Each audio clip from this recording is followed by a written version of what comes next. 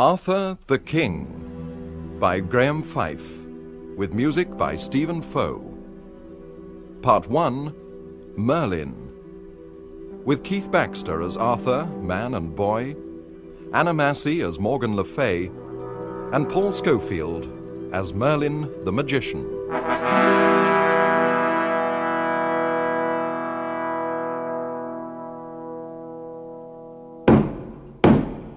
All knights here present, of your worship and of your honour at this table round, in glad company with your High King and his Lady the Queen, be seated and to meet this holy tide of Epiphany. Amen. Amen. Veni Sancti Spiritus, da virtutis meritum, da salutis exitum, da prenegarium. Let the door of hall be shut, nor any man nor woman enter.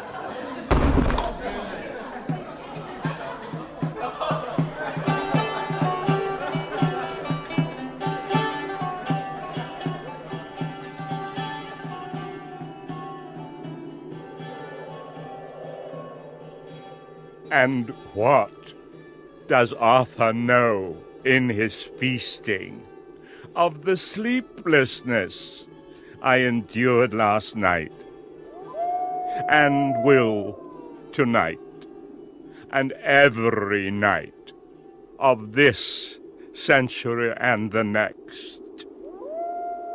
Snow up to my hips among the forest wolves, icicles in my hair and hunger chewing at me like a rat in my belly. Look at me, skulking near his gate, pilfering scraps of warmth from his guard fire. Merlin, his Merlin, who could spit flames, snap fire out of my fingers' ends. Bones crack like dry twigs now. These hands that once tore blazing wheels in the black night as it were shards of hot glass. Has his priests now, Arthur, and his court, his sanctuary and church and polished fire dogs, while I shiver, party to the garble of a million leafless branches, chitter-chatter, chitter-chatter, chitter-chatter, and the tinkling of starry tinsel up there by the moon. Merlin stole my brother, stole Arthur from Morgan, who would have taught him more than Merlin taught him. Weep, Merlin. Intolerable wonder. An army of knights ride across the night sky, countless fiery numbers of them, brandishing their lances tipped with sparks at me. His knights, his great king, Arthur's, and they roar, "Go down and starve among the forest beast, Merlin, and hoot like scritch owls. I hear them." And oh, that other voice, scuffed out of brass, threading in and out the wind. I dare not utter whose, if it is a voice. Oh yes, a voice, and I know it, not just the wind. Come nearer the fire with me, into the circle of light. Disguised, you see, as an apple tree. Invisible, intriguing. And Arthur and Guinevere chirruping with priests. I made him. The unmaking he performed himself.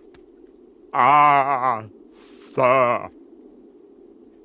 In my birth, too, there was enchantment. I was dipped in flame, and cooled at once in a wind straight off the ice for my tempering. Wisdom, insight, all that, magical powers, intellect. My mother never had relations with a man, never. A spirit, part human, part angel, visited her, visited,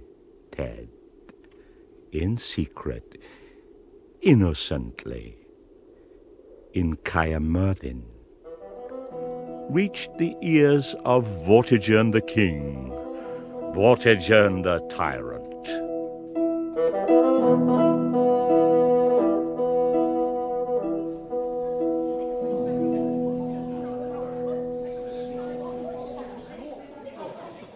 The child Merlin, Lord King. Merlin? Him we told you of, Lord King. Fatherless? Just so, Lord King. They say you have no father, child Merlin. Your magicians say. My magicians say. And you? And do they say, your magicians, that my blood sprinkled on the tottering footings of your palace will stop your palace from crashing to the ground? My magicians. And do they also say it is because your palace stands upon a pool which only my flesh and blood will thicken and make steady as a rock foundation? My magicians are liars and fools. My Lord King. And what do they say lies below the pool? Your magicians. As if I didn't know. Lord King. Well, what do they say, my magicians? Nothing lies below the pool, Lord King, except more pool. Well, obviously, water and more water goes under water. As in air. Qualibet fluet stagnum incassabiliter. Drain the pool. But drain? Drain? Drain the pool. And there will be 2 hollow stones. And in the hollow stones, 2 dragons sleeping. The one white and the other red. And this is why the building shudders. This is why the kingdom rocks. And the dragons roused will fight. And the white dragon will defeat the red, which is to say, you, King Vortigern. Red is your fury now, nor can you leave the dragons be to sleep. For in their sleep, they, as they turn and resettle and grunt, in most growful stertor, and will, until they wake. Now tell me, in the bloody roar of dragons, and the stink of molten pitch gargling off their tongues, if I am not right.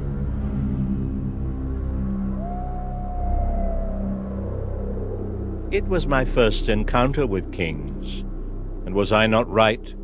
For never is a time when dragons do not lie a gruntle sleeping underfoot in the hollow bones of earth.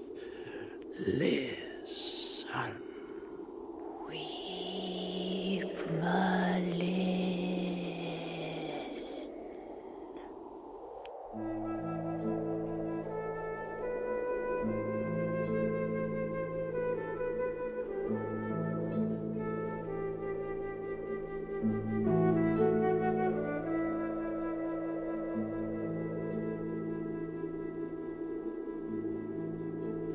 Arthur, born in trickery, born out of a dragon, Pendragon, Uther, Pendragon, mewling at me like a green boy. Merlin, Merlin, die if I don't have her, got to have her, I'll go to pieces. Itching for Igraine, most beautiful woman in Britain, inconveniently married to Gorlois, Duke of Cornwall. Kings, no, not no.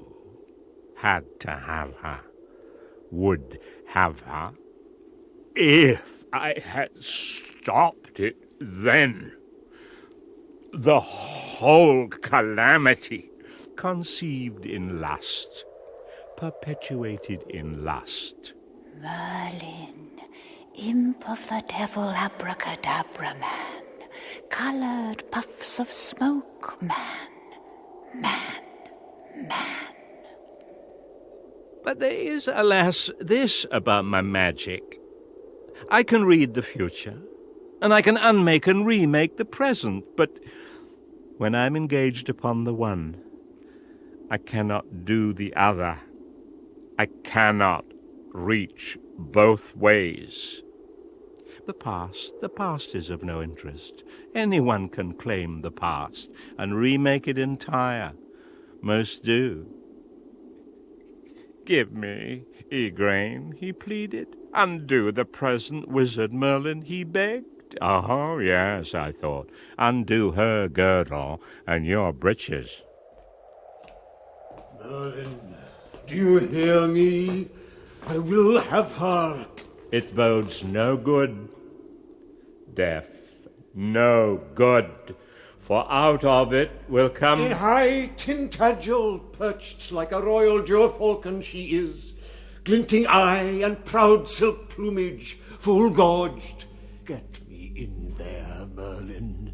Race your devious brain up into the lofty spirals of the hawkish hair and get me in there, in her. I am, it seems, fated to squeeze frenzy of one sort or another out of dragons of one sort or another. Very well, Lord King Uther. No longer Uther, but in shape and exact form Gorlois, Duke of Cornwall, husband of his wife, in so very similar a verisimilitude not even he could tell the difference. Now, go. And so he did. Across the causeway, joining Tintagel to Britain, wind keening like a banshee for Gorlois' moribund honour. Way below, the sea's white teeth gnashing like hounds at the ankles of the cliff, through the stout gate, past sputtering cressets, down the long passage, rushes muffling the echo, nervous twitch of the latch, into her bedchamber, into her bed, into her, and groan out the vowels of your rapturous alphabet into her astonished ear. You took her in, she took you in, and made you...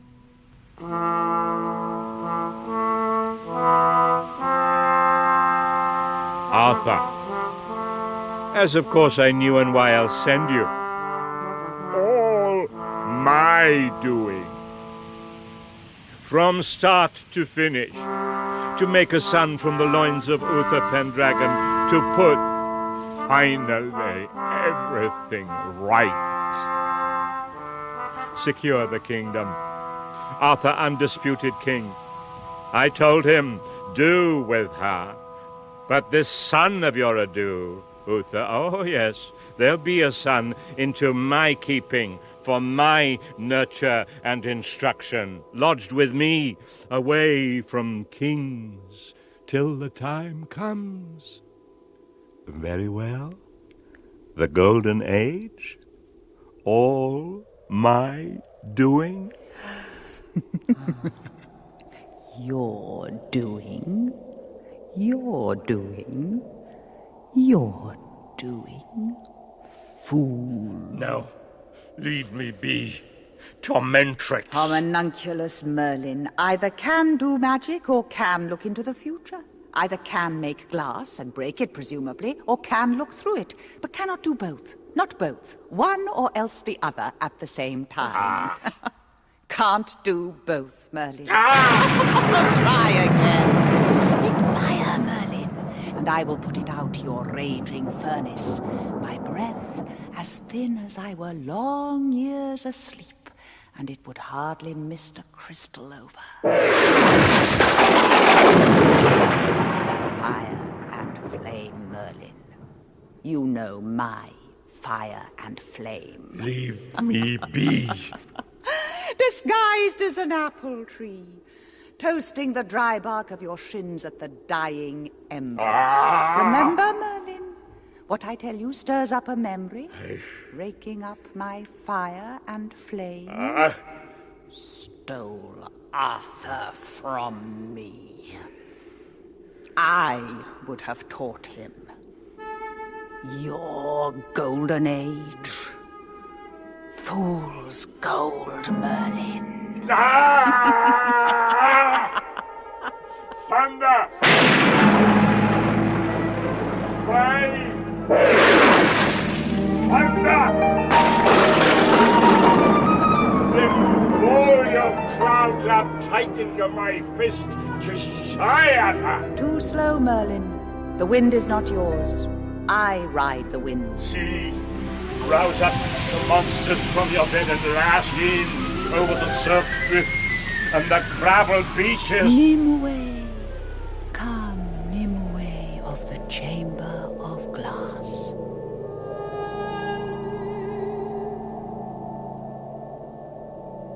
Come, my fire and flame, Nimue.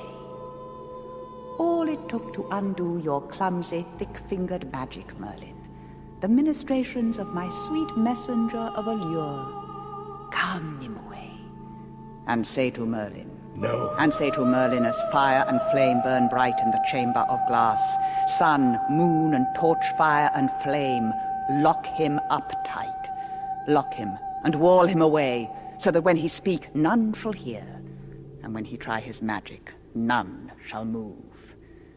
But when he delve into the misery of his memory, it will be pin-sharp and many-faceted and lucid to torment him forever and forever.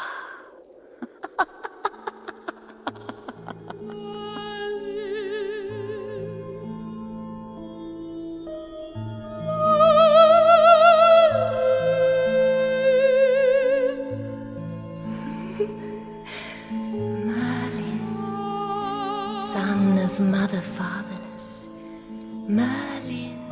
No, no. How can you unman me still?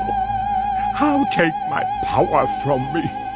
Not take your power, Merlin, no more than separate it. Split in two like apple tree, cleft with lightning.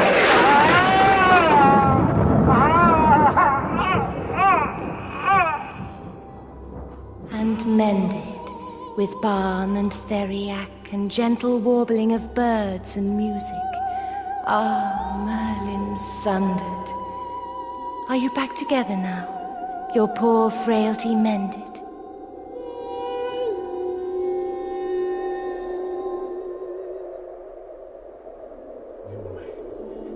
Nimue, save me from her. Save me. From whom? From whom save you, Merlin? From her, Morgana Le Fey. Ah, Merlin. Your plodding, conjuring tricks useless without flame and fire, Merlin. The choice. Choice. Choice. The choice, Merlin. Tell Arthur the choice. He will not listen. He will not listen. Failed, then, Merlin. Failed. The choice, Merlin. To tell Arthur the choice.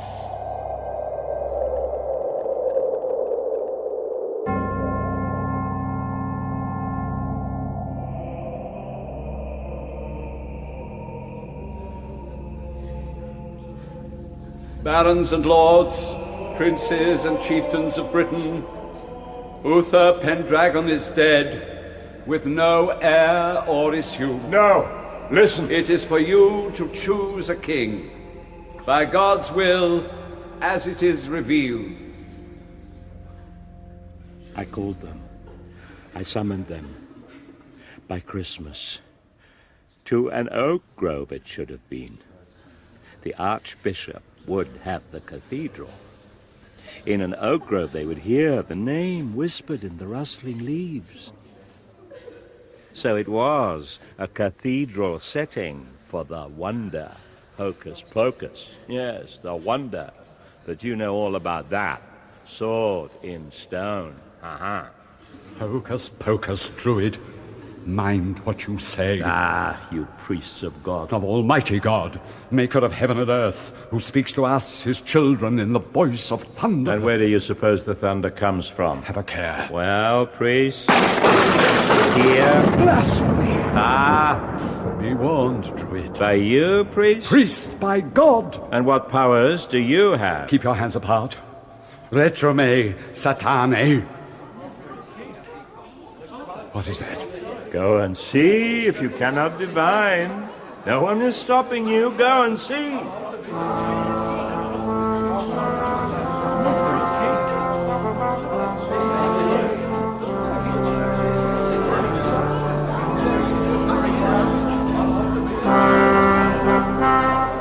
Let all hear what is written here. Whoso pulleth out this sword of this stone and anvil is rightwise king born of all Britain. And so it is, and so it shall be, in God's name, by God's will. The test is not proved, not till others try. He is too young. Look at him. A whelp. The test is not of his age. Arthur alone, son of Sir Ector of the Wetlands, unaided, drew the sword and is king. Not son of Ector, holy archbishop. Son of Uther Pendragon, got on Igraine, who was wife, as you will know, of Gorlois, Duke of Cornwall. It is no secret now, nor should it be. Ector, your future king was given to the care of a lord faithful to the old king. Yes, it is true. Arthur is not of my blood.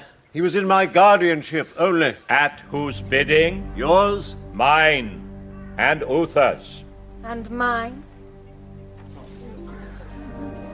Arthur, I am Igraine, your mother. Flesh, blood, name, your mother. Thanks be to God. Come, boy. Arthur, why do you cry? Your dead father? You are a king. You have his kingdom to make yours now. She will tell you. Arthur will be king. None but him can draw the sword, and he has done so. It belongs to him, the sword, the kingdom, your fealty, all belong to Arthur, son of Uther, son of the dragon chief of Britain.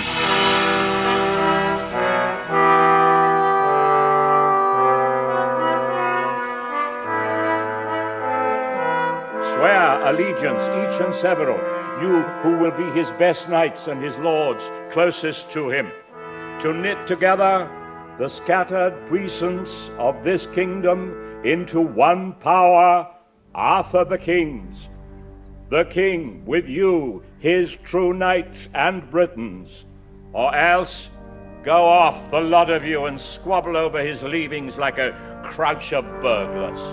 A boy, mere boy, no high blood in him. King? I not stoop to him. He may draw a sword, but can he use one, eh, boy? Kneel. Kneel! Kneel, or I'll cut your knees like fennel stalks and leave you no option but to kneel in your own blood and swear loyalty to mine. Kneel! And swear. If I am not willing, the oath is worthless. And are you not willing? No. Then be my enemy, and go. And the rest of you, who will be my enemy, go, and expect me. And to the rest, Arthur the King. Long live Arthur the King!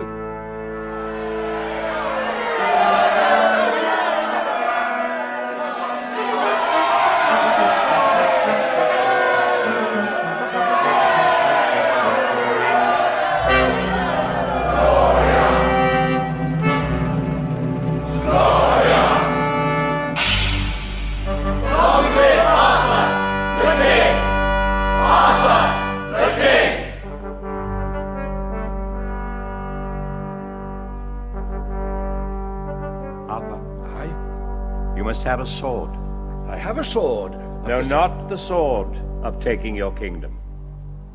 A sword for the keeping of it. Sword fit for a king. A king, not a King Arthur, but King of Britain, protected of Merlin,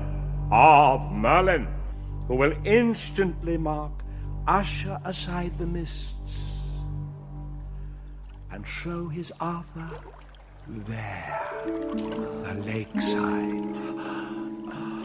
And in the glass waters of the lake where the sun's rays drip like honey into iced wine, Arthur, King of Britain, will see his sword for the keeping of the kingdom, sharper than lion's claw, adamant as dragon's scale, brighter hued than gloss of raven's wing, with ring of its steel to set a wolf's teeth on edge. So, it is yours.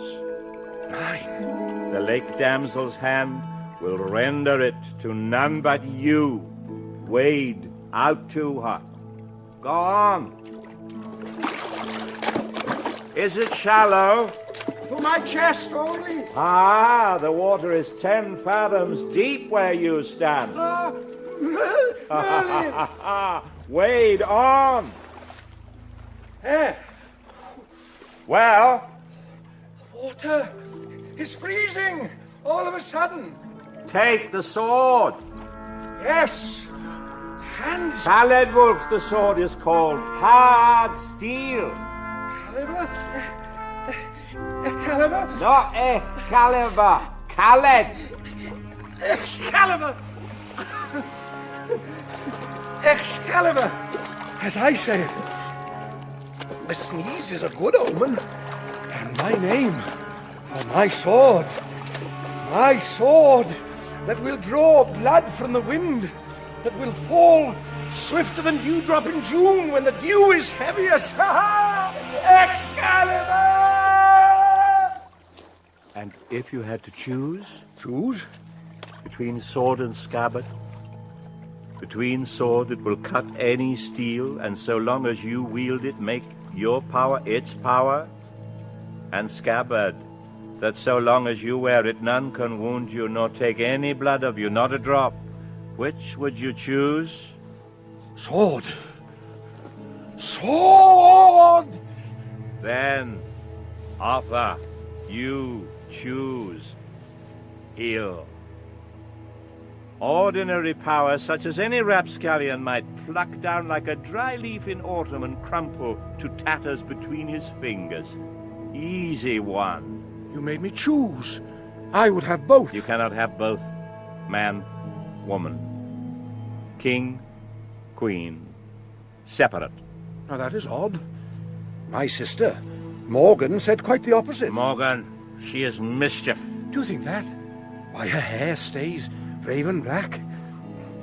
I will have both, Merlin. I am the king. With you I will have sword and scabbard. No choosing. But you did choose, you did. Say so, you chose. And badly.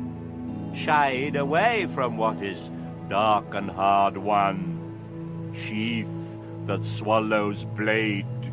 Woman that swallows man. Morgan. No. Yes. Both. Ah! Lightning comes from cloud. Yes? Like sword from scabbard. I know what you're going to say. And which should a king take? Lightning or cloud for the securing of his kingdom? It's a trick question. Like yours. The answer is both. But since you say I cannot have both, you cook me your magic in the vapors of cloud that none other can penetrate, the nebulous in clarities, and I shall wield the lightning. Excalibur! Excalibur!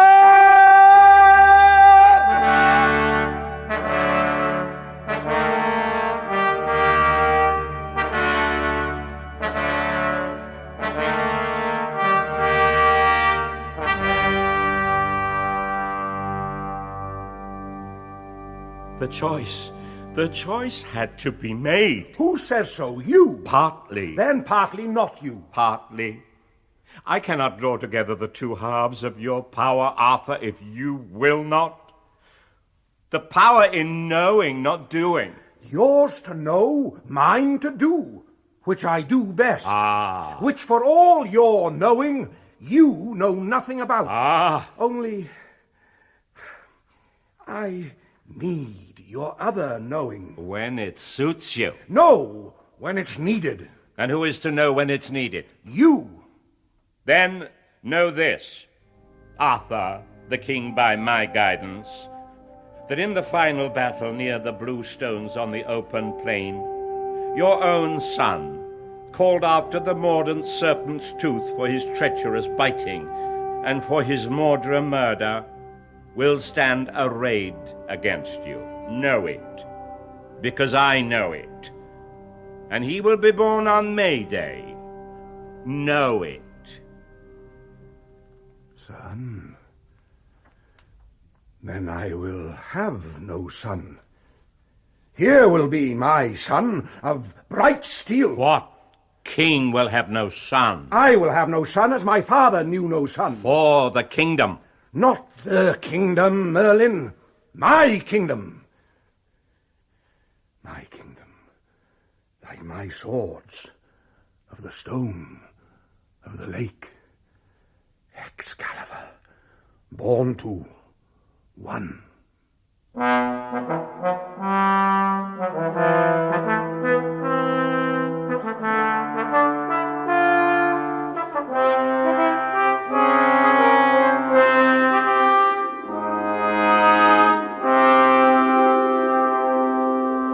Would have no son. Ah! He cast his lust out like any angler rod into pool, on fair Lyonors and Godbore, later night, on his half-sister Margot's queen of Orkney, and for her sons his nephews Gawain, Gaheris, Agravain, and Gareth, got a half-brother bastard born on May Day, Mordred, who came on a bright morning like green shoot in spring. In fresh May, when buds split and unpeel their husk, and May-dew pearls dainty the grass, prinked with cowslip and lady smock, when maidens twine their coloured ribbons about the slender stem, at dancing, at singing, and at tryst in greenwood, where the badger sets to cluck of woodcock at giggling twilight. Lovers warm again, oiling the sear months, uncreaking the cramps of winter, while Merlin stands by, feet a paddle in the wash of Maytide. Merlin that never knew the whispering at moth time, but feels this season instead like January, sharing his narrow bed with cold cunning. On May Day born, the dragon's tooth, Mordred. In May, when lovers recall old gentleness, I told him.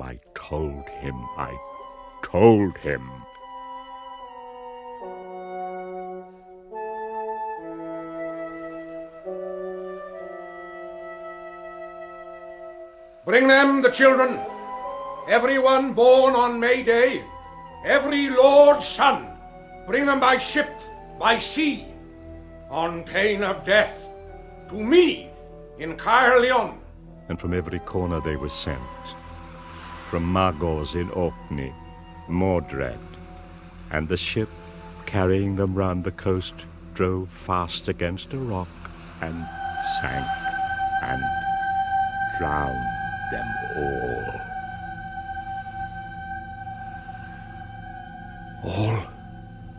All drowned.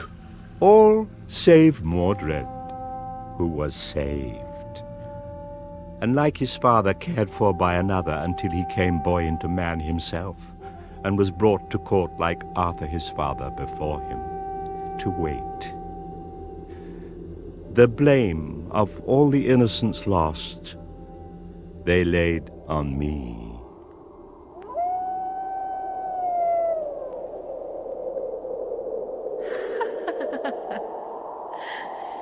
Merlin, dry as bone, who will have no son of his own.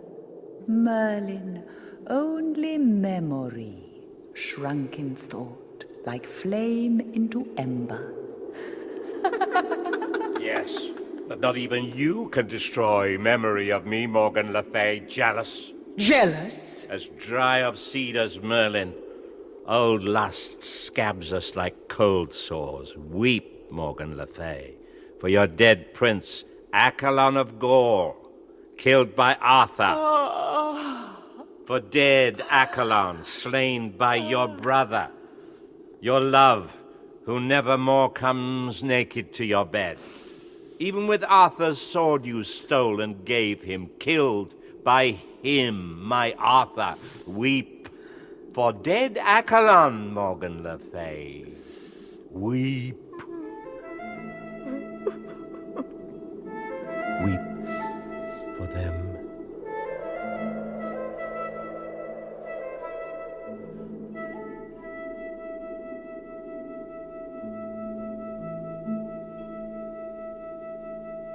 Arthur stood high in courage, prowess, fortitude, but could not stand against the enchantment that nature laced in him. Like Uther before him, sweating across the narrow bridge below Tintagel for Igraine of Cornwall. Guinevere of Cornwall, Merlin, Guinevere, white phantom, maiden of yellow hair, long and curling, Guinevere, Merlin. Yes, my lord, King Arthur. I must take a wife, you tell me. I do. And I have decided. I have chosen. Yes. Guinevere, hawk-like her eyes and blue-starred, like mountain foxglove her deep lake cheeks. Yes, yes. Teeth white as new-fallen snow, lips of coral. Once upon a time, only kings of Jerusalem were poets too. I will have her, and I will take her, because I will take her, because no one will make or not make me take her. There are others. Then others can have them. I will have her. In flame-colored mantle, pearl-white tunic, ruddy gold gorget glinting at her throat. Then, hear this. Having Guinevere, she will seem yours, but not be yours. She will be as reflection in mirror, perfect and beyond reach. You speak like a hermit staring at the moon in a pool. It is not necessary to do, to know. I told you. Yes, and I tell you that Leodegrance, her father, had of Uther Pendragon, my quondam father, the round table, which he will send with her to me for the kingdom, at which can seat 150 of my knights. And at Guinevere will sit but one and not you, one closer to your heart in fealty and love, and closer to the order of your kingdom than any other, even than you ever mistakenly thought Guinevere close to you, that never was closer than the sun is to the earth it warms, except to him. It is her beauty beguiles you, and better that beauty were locked away in high Tintagel, and the key dropped into the spuming jaws of the sea. I will have her.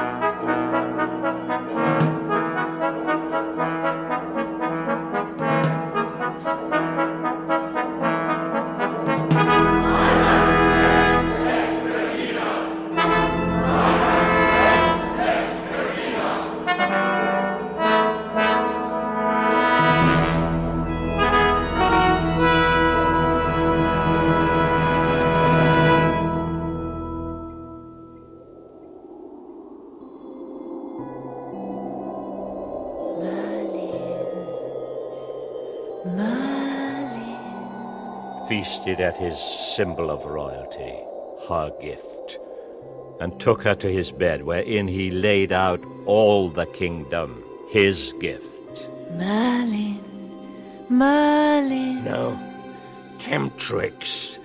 Devil, don't torment me. You call me devil? I loved you, damsel of the lake. Only you, only ever you, Nimue. Twist your tongue up, loathsome, speaking my name. Go under earth and water into your straight bed of rock. between walls of rock, hemmed over by ceiling of rock, damp as your grey, rutting sweat. And remember, in whose name you languish the long murring of your impotence. No.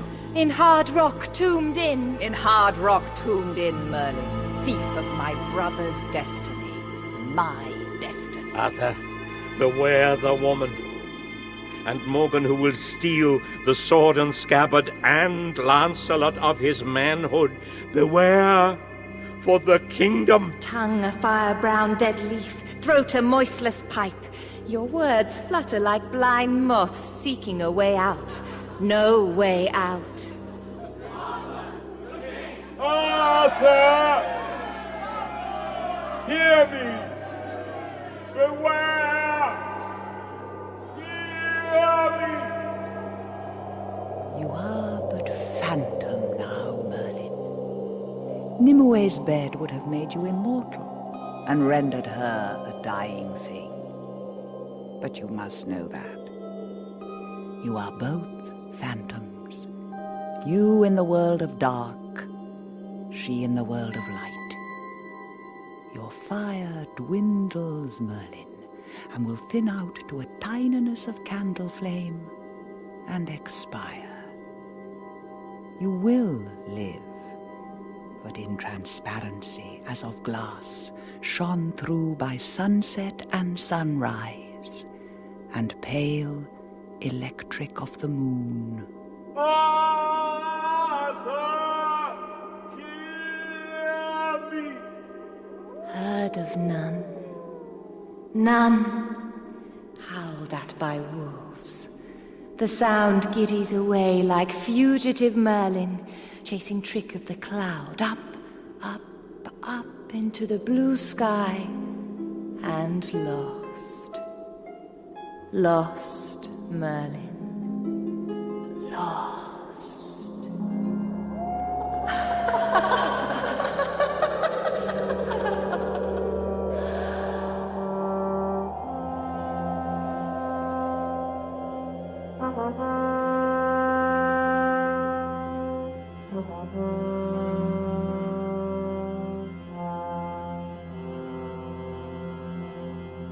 In Merlin, Part 1 of Arthur the King by Graeme Fife, Paul Scofield played Merlin the Magician, with Keith Baxter as Arthur, man and boy, and Anna Massey as Morgana Le Fey.